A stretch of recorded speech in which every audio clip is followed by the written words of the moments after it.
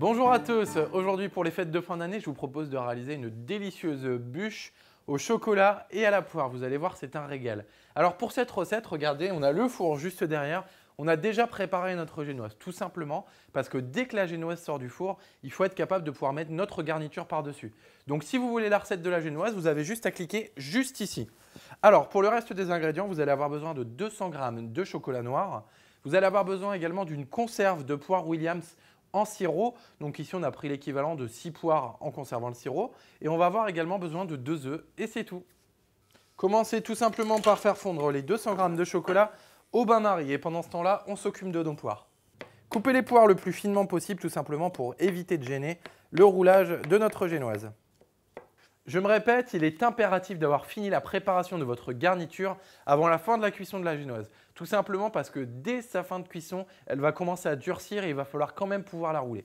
Dès que notre chocolat est suffisamment fondu, on enlève la casserole du feu, on sépare le blanc du jaune de nos œufs et on va ajouter le jaune avec notre chocolat.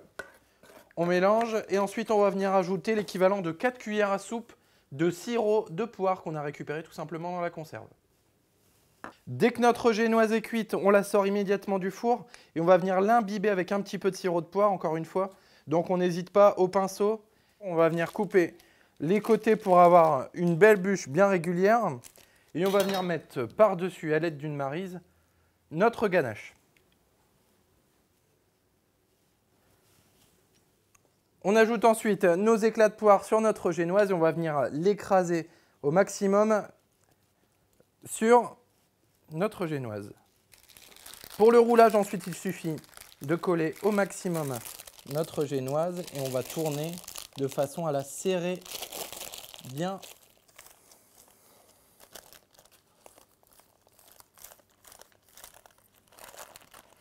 Une fois que notre bûche est correctement roulée, on va pouvoir enlever délicatement notre papier et disposer notre belle bûche.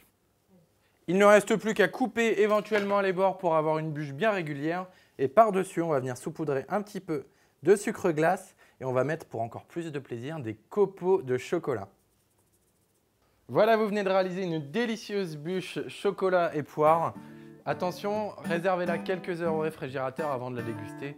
Bon appétit et n'oubliez pas de vous abonner à notre chaîne YouTube. À bientôt.